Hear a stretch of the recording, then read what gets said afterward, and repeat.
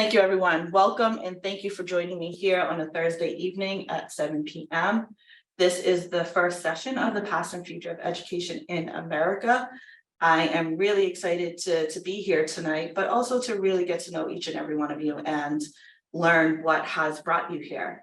So before we get started, my colleague, Louisa, is going to put in the chat before anything else, the question, my first question for you, which is, why are you here? So if you guys could go ahead and take a minute just to write your response into the chat, that would be great. So for those of you who just joined, I am asking the first icebreaker question before we get started.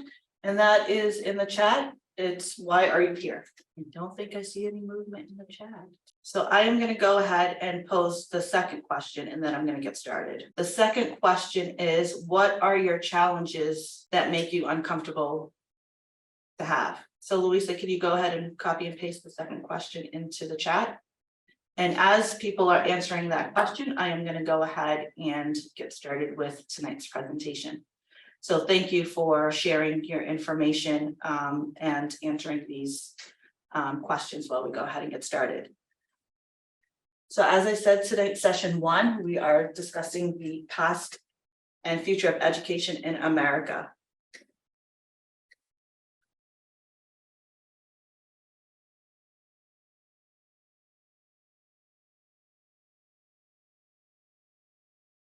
So I did email everybody tonight's agenda with the welcome and introduction, as well as understanding what micro-credentialing is. I know a few of you had some question as to what that entails. I will also be giving a brief overview of the 6 weeks, what that looks like, what your final week and your outcome will look like. We will stop and have a quick 10-minute break. After that break, I'll give you a brief overview of Latte, which is the platform we use, where you'll get to learn how to navigate the assignments, the readings, links to resources, and all of those things, as well as giving you tools and resources, because once you do fully register, you will get a Brandeis email, which will allow you to use our library and everything else that is pertinent to a Brandeis student. I'll have a few minutes for question and answer sessions. Anything that I may have mentioned, anything you're curious to still learn about, that's the opportunity to ask as many or as little questions as you want, as well as the conclusion and next steps, what happens after this evening. And I would like to do a small sort of like wrap up and farewell. I always like to start with asking you guys questions and giving you guys moments to share, also ending in the same manner. So I just wanted to go over that very quickly with you, and then I'm going to introduce you to my team. So I'm going to introduce you to Kalia Casterlo. She is one of the TAs for this course. She's a 4th-year student at Alabama A&M. Kalia, could you go ahead and introduce yourself, discuss your major and why you chose that major? Hello, everybody. Again, I am Kalia Casterlo, aka the smaller, younger Mrs. Janelle. If you get to know Miss Janelle, we're literally like the same person. I am a 4th-year student at A&M. I'm studying criminal justice with a minor in psychology, and I chose it because I battled a lot with my behavior in school. Well, let me backtrack. I'm going to be a behavioral therapist or an analyst when I do get my degree, but I had a lot of trouble with, like, I chose my major because I've had a lot of behavioral issues when I was in schooling, and nobody really took the time to pay attention to me or how I felt when it came to school. It was only school, go home, repeat. It was never pay attention, like focusing on like what is going on at home that I'm acting out in school. So that's why I chose my major, and I hope that I can help kids from like the ages 13 up to get more in tune with their emotions, more in tune with what's actually going on, and like how to motivate them through school and how to navigate them through school. Thank you so much, Kalia. I am going to introduce my other TA. Her name is Louisa. She's a 3rd-year student at UMass Boston. Louisa, do you mind just sharing what your major is, as well as why you chose your major? Of course. Hello, everybody. As Ms. Janelle said, my name is Louisa, And my major is biochemistry. I chose this major because I really feel passionate not only about science and numbers, but also helping others makes me happy. And one of my goals is after graduating is maybe going to med school. But yeah, that's pretty much it. Thank you, Louisa. The other person that is part of our team is Dr. Ezra Tafara. He is the Director of Racial Justice and Tech here at Heller. So I am going to ask him to introduce himself, but also take a minute to talk about the racial justice and tech here at Brandeis in Heller and how micro-credentialing has become part of this institution, as well as giving you the explanation and more insight as to what micro-credentialing is and the possibilities for you, but not just for you, any students that you work with as well. So if you just give me 1 second. Okay. Thank you so much, Janelle. Hello, everyone. I'm Dr. Ezra Tafarra. I'm a medical doctor by training and a health policy researcher with, I guess, over 8 years of experience in both clinical and non-clinical settings. Currently, I serve as the program director of the Racial Justice X Technology Policy Program here at the Heller School, and also conduct research. As the leader of the RJXTP program, I explore the intersections of technology and racial justice with a particular focus of understanding the impacts of structural racism in the health sector, and also addressing algorithmic biases, such as the biases in AI and machine learning in healthcare. I'm really passionate about leveraging health tech and data analytics to build more inclusive future. So if I said this much about myself, I think I can move to the topic today, and I'll be discussing about the micro-credentialing and what that entails. So micro-credentialing has become increasingly important in today's educational landscape as more and more institutions across the US and globally offer these short format credentials. They provide learners, including degree-seeking students as well as working adults, with a more robust option to develop specialized skills that align with their interests and career goals. So next slide, please. Can everybody see the slideshow or? No, we can't. Sorry, everyone. No worries.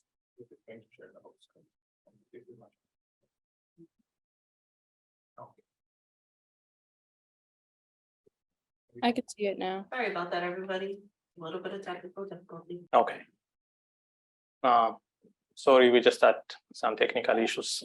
So going back to our conversation, let's try to define micro-credentials and what they entail.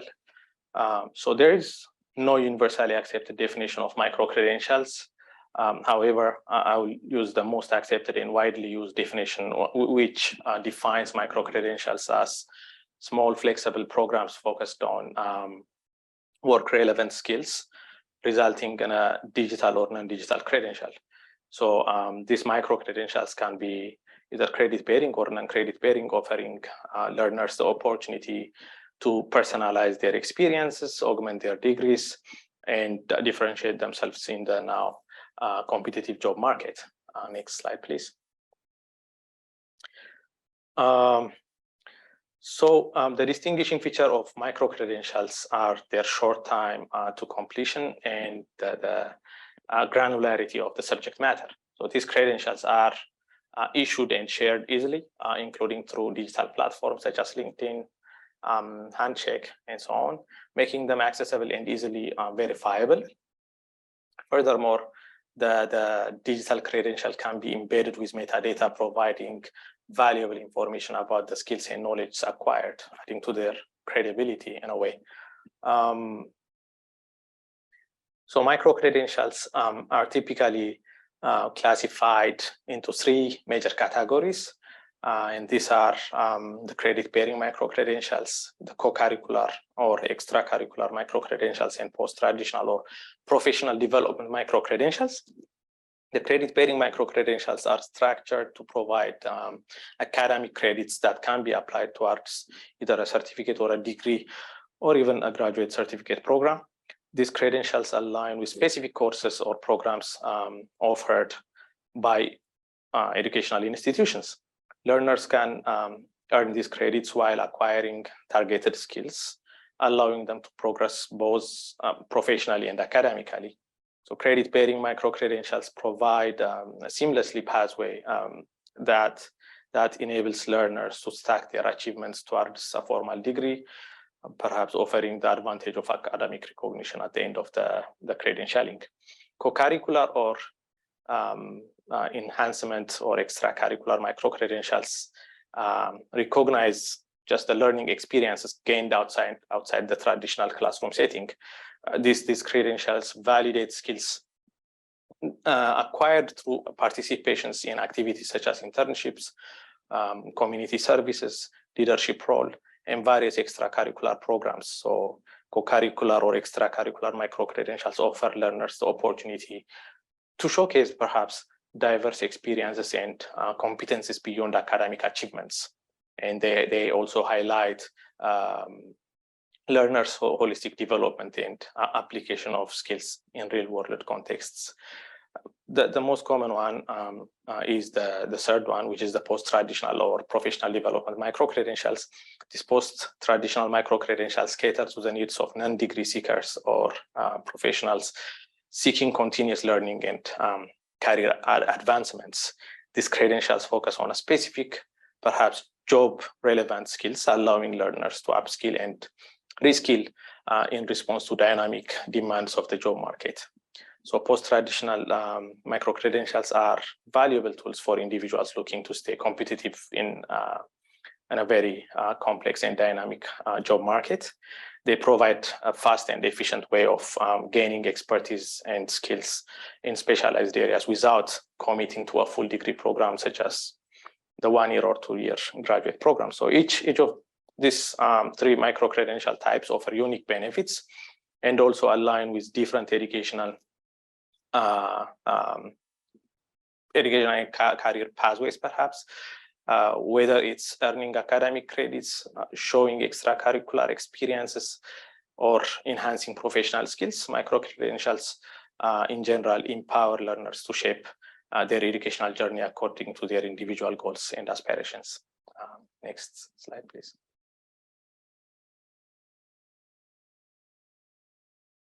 So I'll just give you an example of the few micro-credentials we are developing and deploying here at the Heller School under the Racial Justice X Technology Policy Program.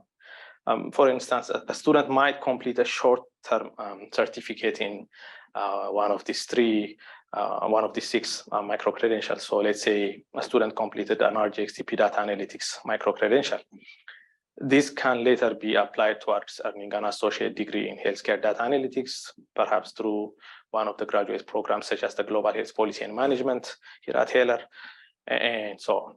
Additionally, non-credit micro-credentials allow these learners to showcase specializations, making educational journey more tailored to their needs and aspirations.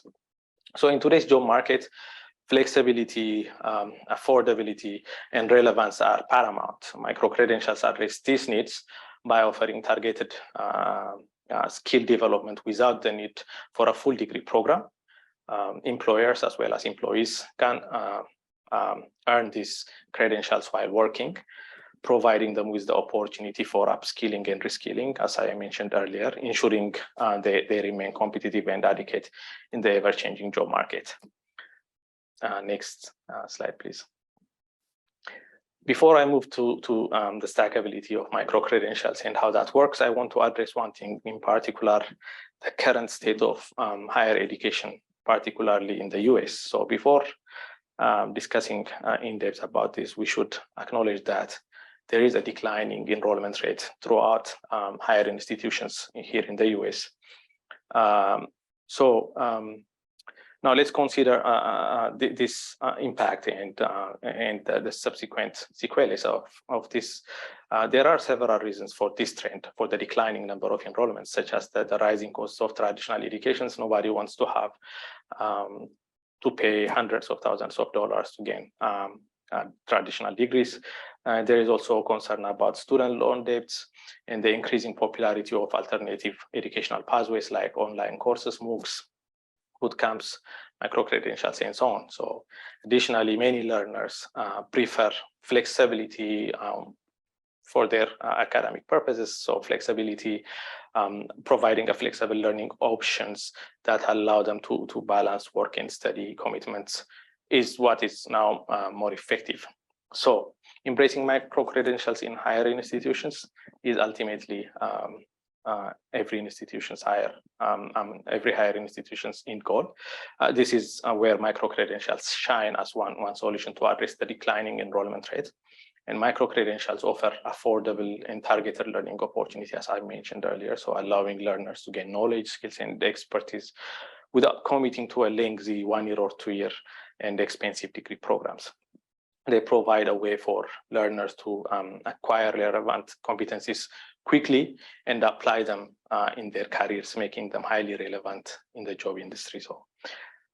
So the other concept is stackability of micro-credentials. And there is also a wide range of definitions in this regard, but it is basically, these are just modular and flexible credentials that can be accumulated and stacked to build a comprehensive and recognized qualification. So these credentials are designed in a way to allow learners to progress along a clear and structured pathway, gaining expertise in specific areas while contributing a larger academic or professional achievement. So as learners earn and accumulate multiple stackable micro-credentials, they demonstrate a diverse skill set and a commitment to continuous learning. The stackable nature of these micro-credentials empower individuals to customize their learning experiences, catering to their unique interests, career goals, and ever-evolving job markets, as I mentioned earlier. Next slide, please.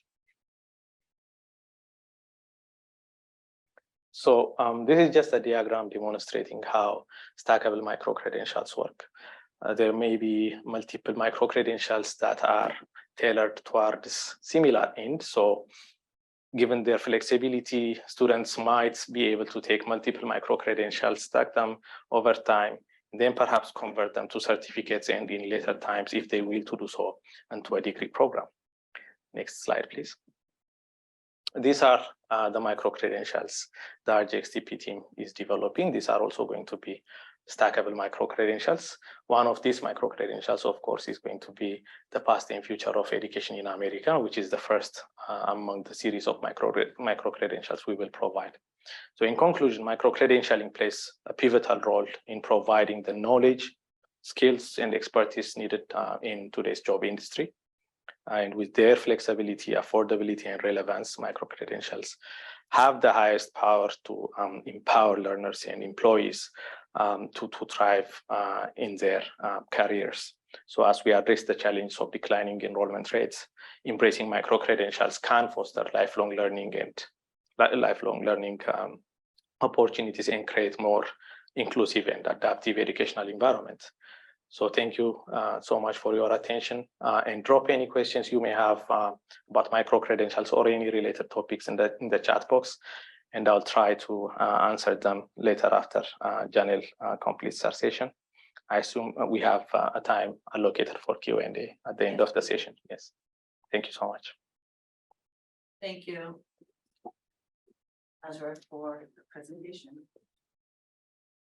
And so we're just going to switch back over to continuing tonight's conversation. So as you just met, Dr. Tafara, the Director of Racial Justice and Tech here at the Haller Institute at Brandeis. And so I will introduce myself as well. So my name is Janelle Ridley. I'm the Associate Director here at the Racial Justice Tech at Heller School. I am also a doctoral student. I am going into my 3rd year. So I survived the 2 years. First 2 years gave me. I am heading into my 3rd year. And aside from that, I started and founded, along with a colleague, the Affirmation Education organization, which focuses on programming, courses, and curriculum building for young people, but as well as anyone who's engaged in young people. And so you'll notice here in my pictures, I didn't share a picture of myself. In these pictures is a picture of my son. He is the tall, handsome one in blue. And the little one next to him is Dr. Tafara's son, Matt, that I think is just so adorable. And I put the two of them here and put the two of them together because although two young men of color, their generations are going to look very, very different. Their educational pathways are going to look very, very different because of the times we're currently in. And so that is one of the reasons why we are here today.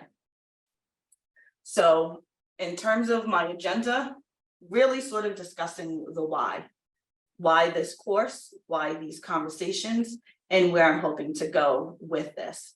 And so understanding the past is significant in order for us to really understand how to communicate and build relationships with young people. So even though from a historical context, it's not necessarily about the entire history of our country, but it's about the people it's impacted and how that has transformed generation to generation, how those feelings, how those thoughts, how those responses have passed down from generation to generation. And so when we think about it, for those of us who are adults, when we take a moment and think about some of the traditions that we've learned from our family or friends, if we take a minute to look at the traditions created within our family, things that we talk about, or having annual family gatherings, those are the things that we will be discussing and why history correlates with those moments, and understanding generational vocabulary. And I put that in there because we have to understand that when we say education is as a whole is where we currently are in terms of society, we make the mistake of looking at each generation the same. So we keep teaching the same, we keep teaching the same material, we keep teaching the same way, not understanding that every generation is going to be different. So how they receive education has to look different. We can't keep doing the same thing each time. And so that leads to the next point, which is shifting with each generation. So I am not that old. I know I look very young. We're just going to go with that. But I am not that much older than a lot of the high schoolers or college students that I work with. But what I was raised in and what I was taught is very different from this current generation. They have everything at their fingertips. So what makes learning for them valuable when they can turn on a computer, go on their phone, and find the answer to anything that they want? And now with ChatGPT and all of these AI materials, they can definitely do so much more than I could 10 years ago, let alone 5 years ago, both in educational spaces, but also in workspaces. So what makes education within a school setting that much different? And what needs to be different is how we communicate with them, how we speak with them, how we respond to them. What makes us different than technology is the fact that we are able to build a relationship and communicate differently than a computer or any AI potentially can. And so I have at the bottom of the agenda the definition of insanity, which I was told and taught that the definition of insanity is to keep doing the same thing over and over again, expecting a different outcome. And so I say that because if we don't switch and change the way we educate our young people, we're going to continue to have the same outcomes, which is an inequity for students within your classroom or your environment or your organization or whatever community setting that you work with that encompasses young people. So if we keep doing the same thing, if we keep having the same standardized testing, if we keep teaching to certain things, with each generation, we continue to fail them and the gap continues to widen. So part of what I am hoping that we look to do and what I hope to learn and move through this 6 weeks with you is how to share power. So for me, even though I may have been in a field for 20 years working with young people, former social worker, former educator, teacher, high school teacher, former district administrator, worked in the law and legal aspect of things, worked in criminal justice. I don't pretend to be an expert in anything. And as soon as I allow myself to believe that I'm an expert is when I fail those that I work with, because then it means I'm not open to learning and I'm not open to understanding current generations. And so what does sharing power look like? So I just wanted to share a quick video with you guys on some of the young people that I've worked with and that I continue to work with, but also learn from them in order for me to best support them in their educational or career trajectory.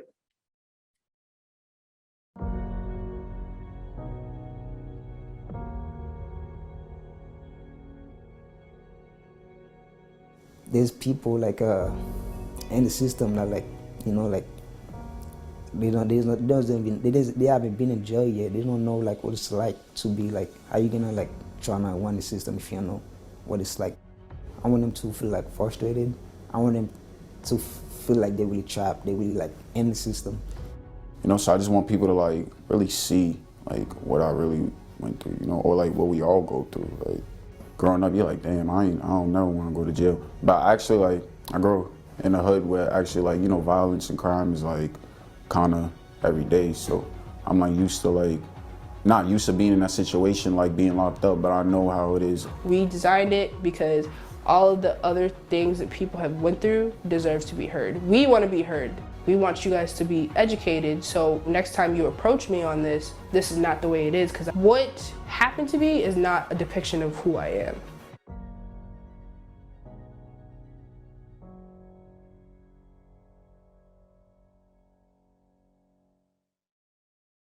So I shared that video because I understand, for me, in order to educate those that I work with, I need to understand them and I need to understand their story and what they're coming in with.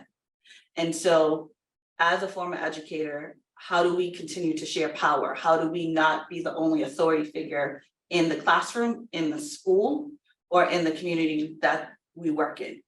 How do we share power with those that we're looking to best service to propel them ahead for their future? And so that is the thing that young people are looking for. That is the thing that they are wanting and craving, to be seen and to be heard. And so how do we as adults take a step back? We have a lot to do. We have testing to make sure we're improving. We have scores, we have graduation rates, we have all of that. But if we can't share power and connect with the young people in front of us, those scores, I apologize, it's a censored room. Those scores and everything else does not matter, because they're never going to give their full attention and full weight of impact if they are not feeling as if they're being seen. So part of this module, these 6 weeks, is going to be, how do we share power with those that we work with, and what does that look like? And what does that look like when the person that we're sharing power with doesn't look like us? How do we do it in an authentic way that shows that we're genuine, we care, we want to learn, we don't know everything, and we can actually share that power in a cohesive way to both grow and learn moving forward. So the other part of all of this is to understand the history, understand where these young people have come from, understand the foundational policies and systems that have been embedded in this country that has unfortunately built a history of distrust amongst our people. And when I say our people, I mean all people, right? And this conversation is not to make anyone feel guilty. We weren't there in 1619, right? We weren't there in the 1800s. But what we can do is learn from those pivotal times in our country, so therefore we're not continuing to make the same mistake. And that happens with conversation. And sometimes that's hard. Sometimes it's challenging. But I do ask everyone to sort of sit in those hard moments, because your students and your young people, your coworkers, have to sit in those moments every day. So for 6 weeks, if we can really have some great conversation and understand that this isn't an attack, that this isn't something to be defensive about, but really to sort of understand. So therefore you can be your best self for the young people that you work with. And so this is a trip that we took to the Legacy Museum down in Alabama. And I suggest if you have not gone, I highly, highly recommend it. And I'm hoping here at Brandeis, we start to offer a retreat twice a year for Brandeis and non-Brandeis folks to take this trip, because it's significantly impactful. Sorry, this is the wrong one.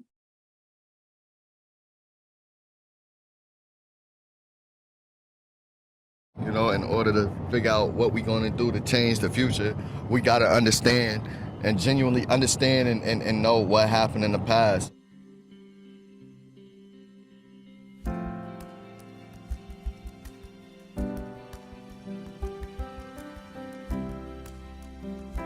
You know, I've really been looking forward to this Alabama trip, going to the museum, because it's like, it's one thing to read about history or see it on TV and stuff, but it's another thing to like actually travel and, you know, to be there, you know, and really to soak it up in like in a physical way.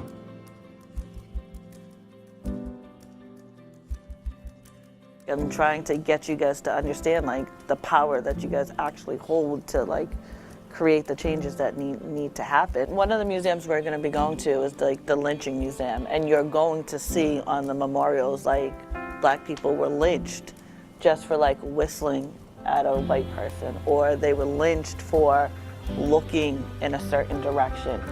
And the memorial is like, it's going to be, you know, it's long. There's like so many pillars to the memorial that you guys are going to see tomorrow, like with thousands upon thousands of names.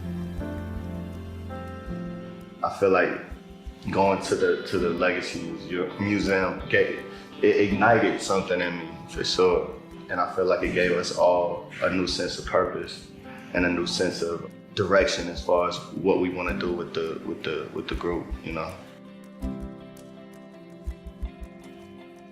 And I learned that though I lived in a housing project and my mother worked making $5 a day in car fare, I was not powerless. Not in my youth, but there were things I could do if I united with other people. Together, we could do more. And when I see young people, sometimes I say, oh, they think I don't have a big job, I don't have a big name. Yes, you do. There's so much you can do. You can make a difference that is so powerful.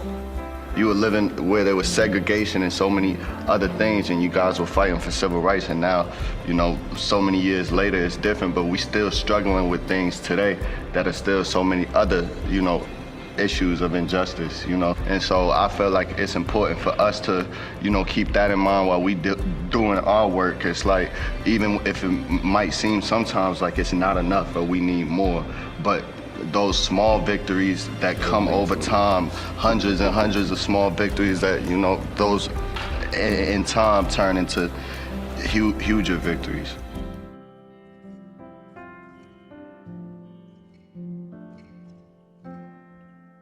So I just wanted to, I shared those two videos with everybody for a reason. I wanted to share those videos with everybody because understanding that we can't do this work alone, we have to partner with the young people in order to make the changes we need in this country is significant. And so I wanted to just quickly show you some of what that work looks like, and giving them voice and sharing power in deciding what that trajectory looks like is what this course is really going to hold. And in order for us to do that, we really have to take a look at how history has shaped this country, and therefore in turn has shaped the minds of each generation moving forward. So I do have on the agenda a 10-minute break. So I am going to give everybody that 10-minute break right now.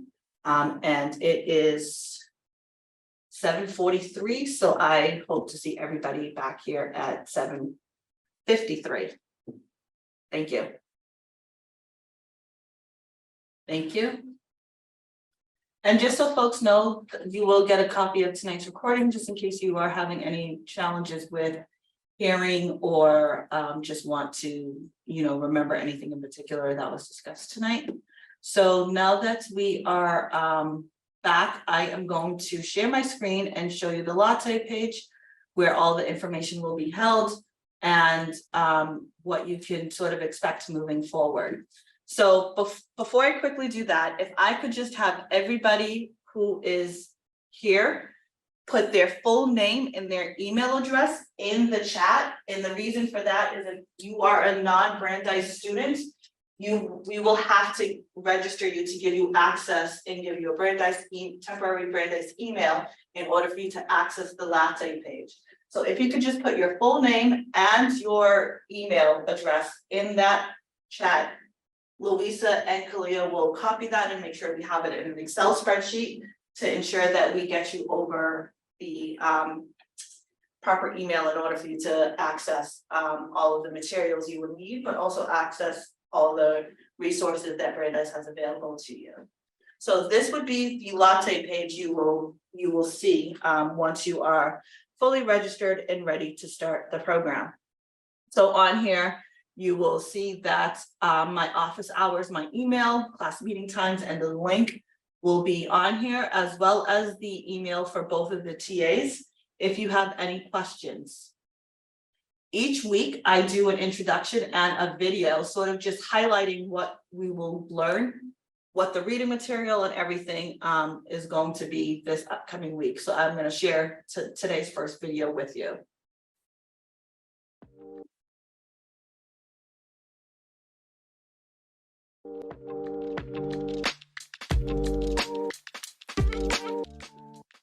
Hello and welcome. My name is Janelle Ridley and I am really excited to be spending the next 6 weeks with you as I teach you a little bit about the inequities that have contributed to our current day systems. I am looking forward to learning just as much from you and your experiences as I hope you intend to get out of this course. In this micro-credentialing course, we will be looking at how the past inequities of systems have contributed to the present day achievement gaps, the cradle to prison pipeline, the wealth and opportunity gaps, as well as socioeconomic upward mobility for Black and Brown individuals compared to their white Anglo-Saxon counterparts.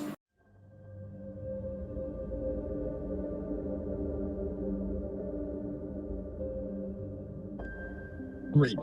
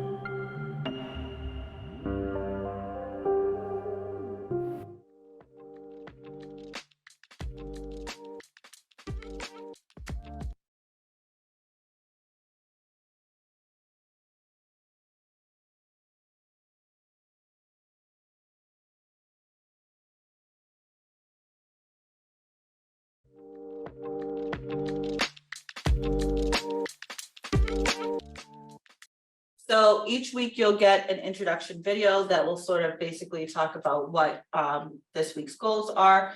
On the latte page, you will also have a copy of the syllabus that outlines expectations, assignments each week. Here you'll have the assignment and discussion rubric, which will allow you to understand how things are being graded and also what that may look like in terms of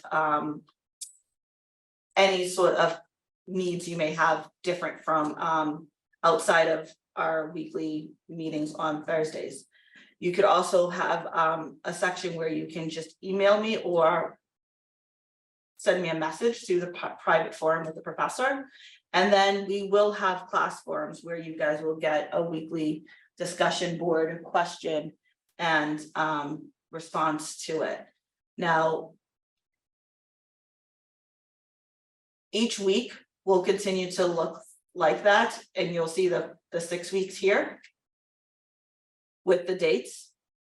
Right now, it is hidden from each person because I just want you to focus on each week as it comes. I don't want you thinking about what's coming ahead, what's due next. I just want you to focus on the assignments, the readings, the articles, the videos that are within that week. And so what I tried to do, because I understand as an adult, as an educator, we balance many things. So I tried to make sure that this was not a heavy lift that would preclude you from actually really going into depth with the material. So there are going to be videos, there's going to be movies, there's going to be shows, there's going to be links to articles, there's going to be book chapters, but all within a time span that is attainable to ensuring that you guys are getting the information that you need, but also really taking a moment to process and reflect on the assignments. Now, so for example, for week 1, which is today, it will look like this.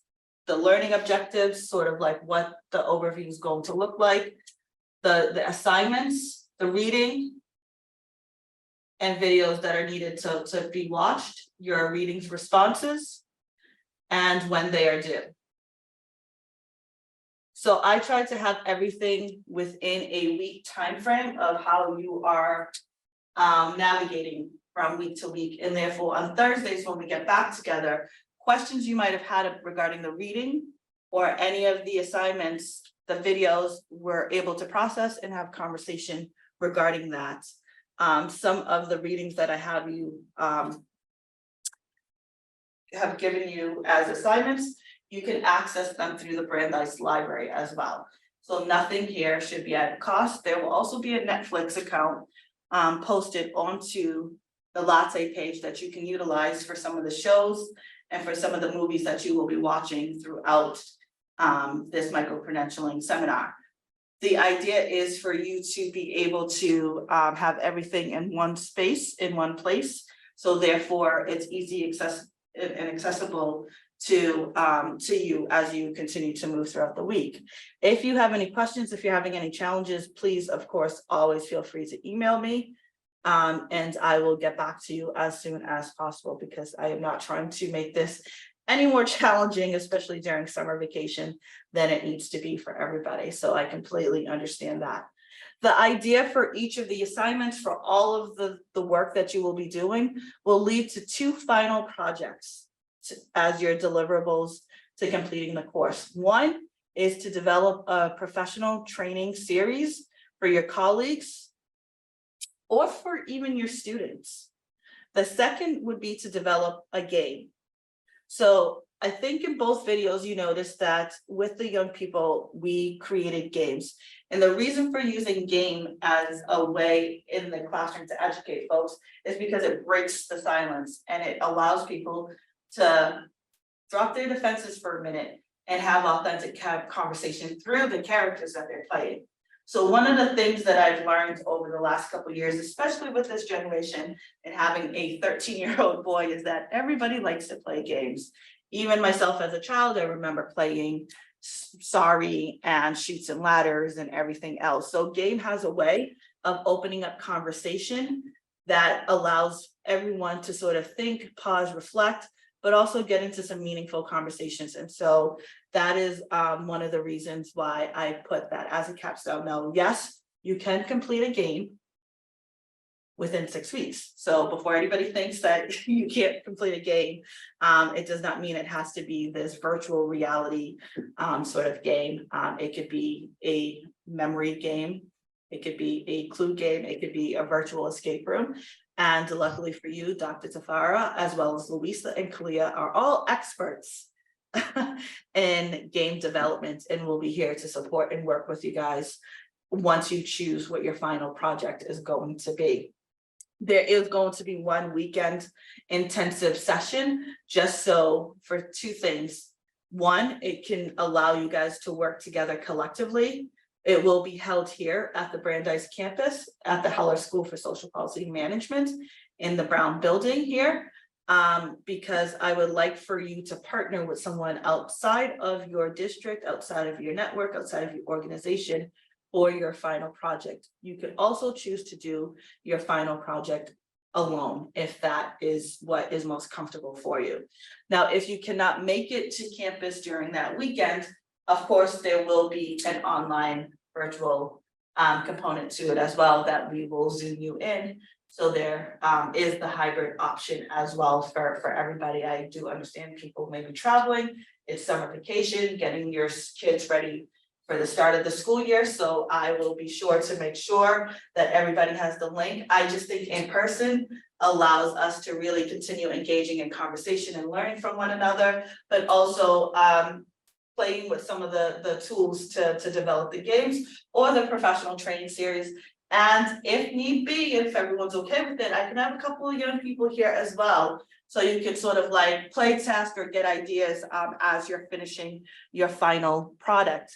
And so week 6 is going to be in 3 parts, just because we're covering and wrapping everything up, which would be learning a little bit more about the micro-credential opportunities, because micro-credentials is not just for adults.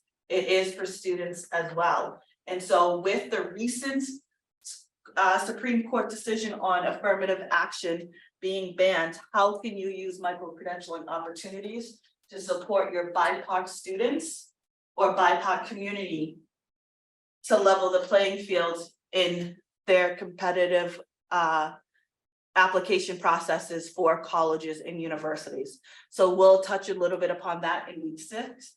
As well as talk about technology and where social media is playing a huge part within the inequities that we are currently facing and will continue to face as we continue to move forward over the next few years. So week 6 is going to encompass all of that, as well as your final product. You don't have to have it ready that same exact week 6, but within that time span in order for you to receive your micro-credentialing certification. So I am going to stop there and take some questions from everybody right now. So I am going to leave this up just in case anybody has questions regarding the latte page. And I'm going to move over to the chat and see if anybody has any questions. And if I can't see all the questions clearly, then I apologize. Wait. There's one person asking for the PowerPoints if they can't be made. Yes, so every recording is going to go up on the latte page.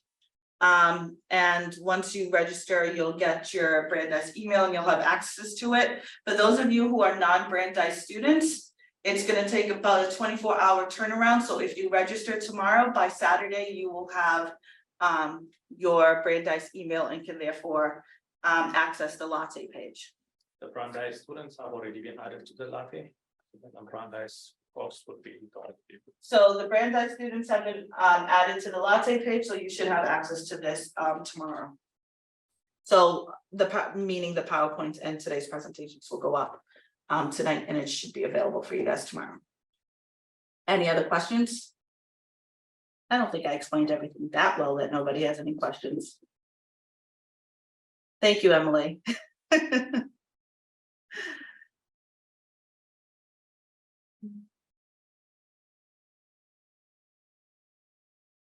So you can raise your hand, you can put it in the chat. Any thoughts, any concerns? Oh, okay. We can also mention about the potential guest lectures that we will be bringing. Yes. forward there. So while some of you may still be thinking about it, I will go ahead and let you know that each week, because we're going to be going through a time period capsule here, because it is called the Past and Future of Education in America. For each week, we will potentially have a different guest lecturer that is considered an expert and professional within that field. So therefore, besides having just the perspective that I am bringing forth, as well as the literature and the readings that you will be doing, you will have someone who directly correlates to that field that will also share some insight and thoughts into that work. So I just wanted to mention that. And you won't know who each speaker is until that week. I gotta keep a little bit of mystery here, right?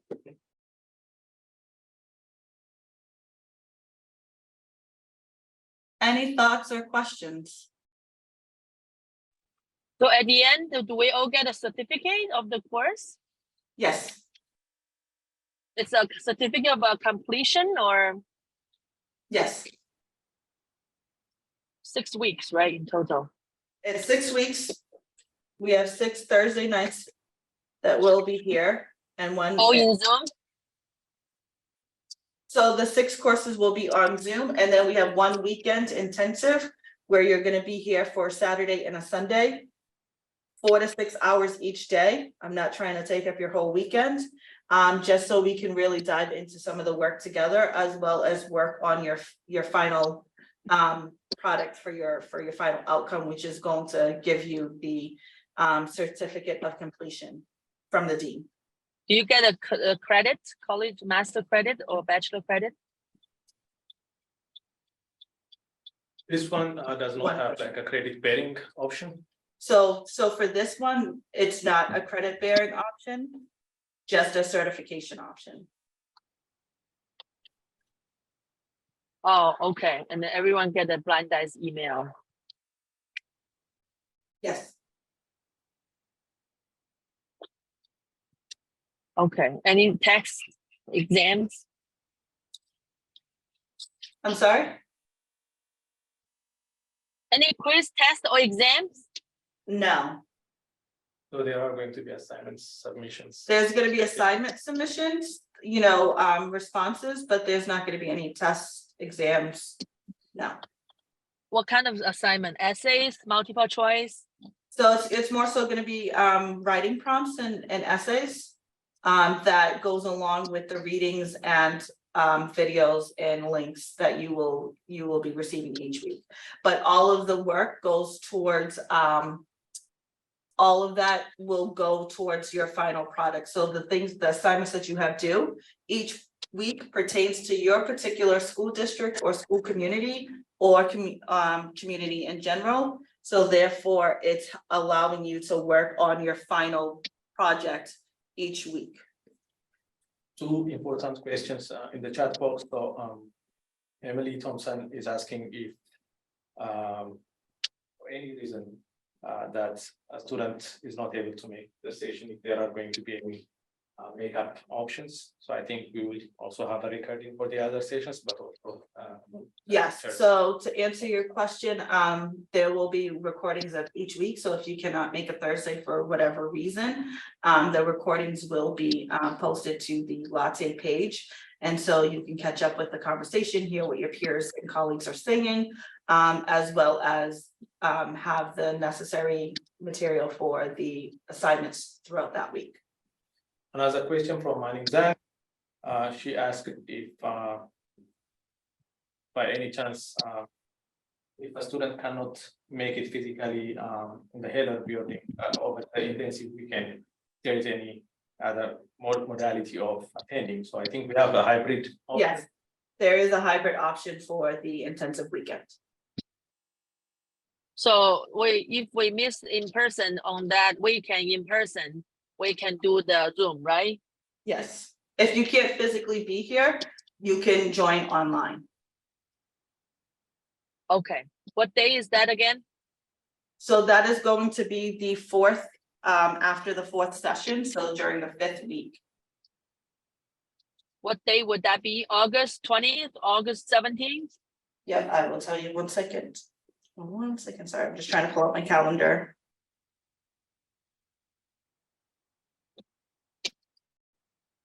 So that is going to be the weekend of the 25th, so the 26th and the 27th of August.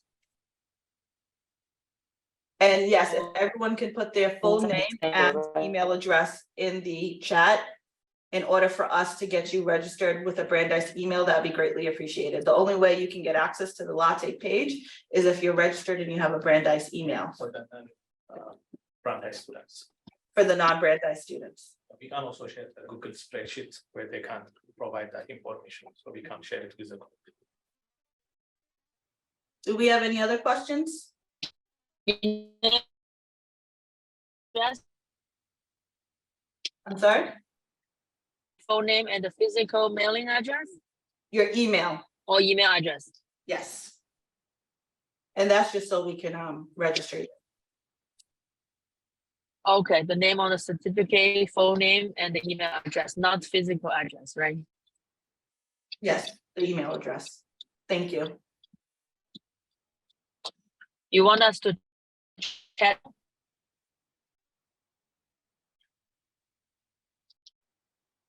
If you could put it in the chat, that would be great. Okay, Thank I you. was hoping to translate in Chinese to a friend, in Mandarin, Chinese, Japanese. I think you're still on, you're not on mute, Ellen?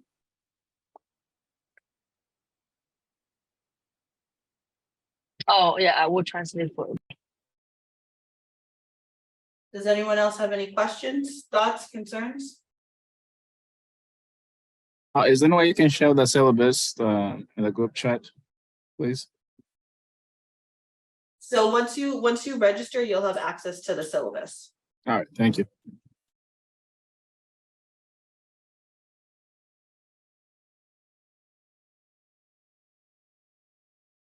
Does anyone else have any questions?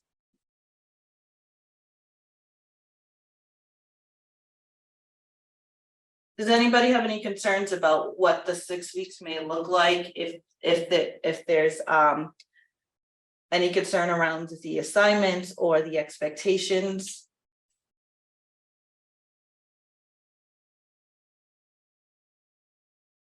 I had some technical difficulties, so I wasn't here for the last 30 minutes. So I didn't hear about the assignment part, but I'm guessing it's going to be in the syllabus. It's going to be on the syllabus, and also tonight's recording will also be on the latte page, so you will have access to that, so you can go back and watch wherever you may have left off. Great. We can Thank also you. show them how they can submit their assignments where they can find the materials. Any other questions that I might have missed in the chat? Okay. So one thing I also want to show on this page is, besides having you know, all of the information needed, you'll have again access to the library into the databases for all of the articles that you may need, or anything you may just be looking for. I mean, I would make use of, you know, some of the resources we have available here at Brandeis. When will we start working on the final assignment? So you start working on your final assignment from the first assignment. Every assignment flows into your final assignment, so it's not a huge lift. And during our intensive weekends, you will have those 2 days to really work on your final assignment. So each week, I'm gonna try to keep our time from 90 minutes, not to exceed 120 minutes, to exceed 2 hours. I do understand people have families or other obligations that they are trying to tend to. So I want to make sure, again, that this is not an overwhelming lift for everybody, but something that you will really enjoy and look forward to having conversation about every Thursday, that you really are looking forward to the videos and the readings and really learning and taking away a lot from these 6 weeks. That's the most important thing to me, of what you're actually retaining and processing throughout these next 6 weeks. Okay, so I'm looking at the time, it's 8:20. We have about 10 more minutes before we can wrap up. If anybody doesn't mind, could you put in the chat the last question for me, Louisa? At the end of this course, what are you hoping to walk away with? So if you guys can take a couple of minutes and answer that question for me, that would be greatly appreciated.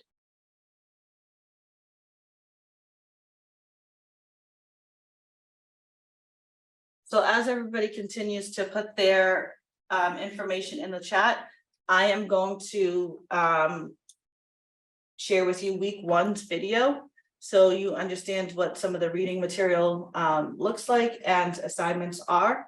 So this will be, as I mentioned, each week there'll be a short video just sort of detailing what's to come.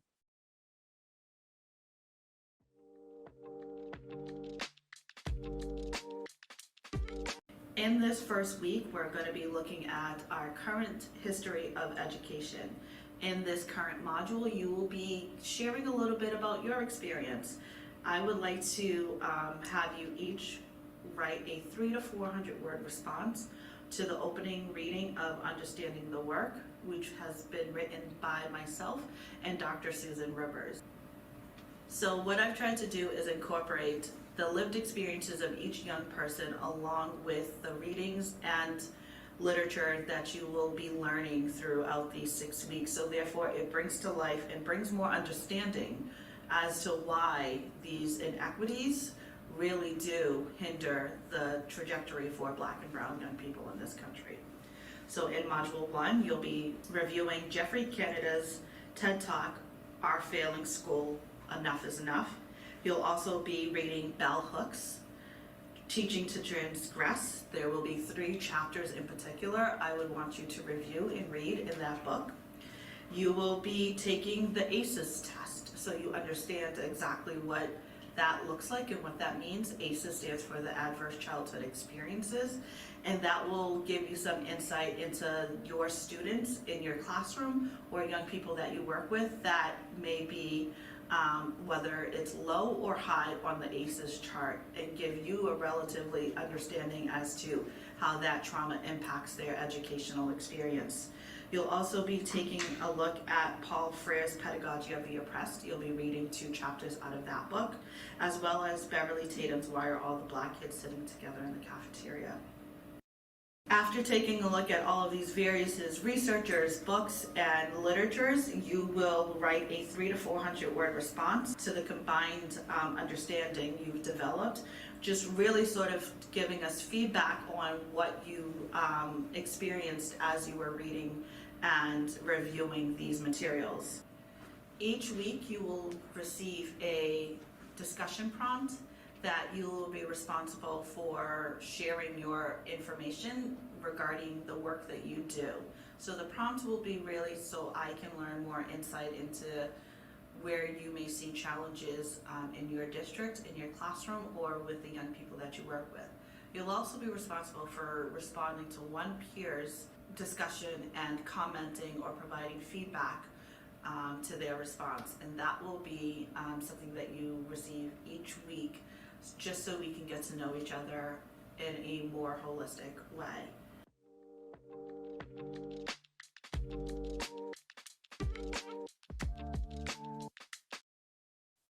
So I just wanted to share that with you. It will again be on the latte page. It will also be on the course syllabus.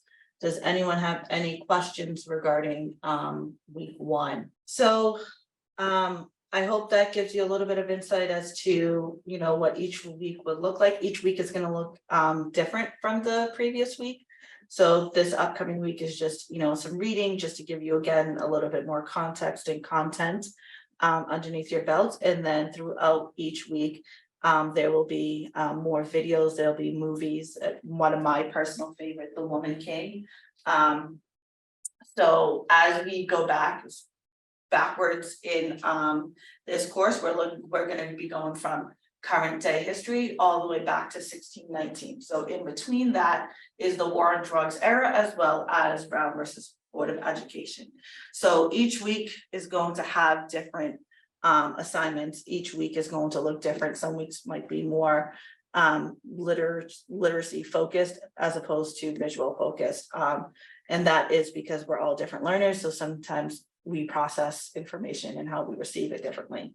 So I just wanted to share that with everybody. And again, if there's any questions, any concerns, I know tonight might be a lot. Please feel free to email me and I'm happy to set up a call with anyone if there are any questions or concerns regarding the next 5 weeks after today. I don't think I missed anything else on our agenda. So happy to say we are ending on time. So again, I just want to thank everybody for joining me on a Thursday evening at 7 p.m. And I really look forward to working with each and every one of you over the next 5 weeks. Have a great night, everybody.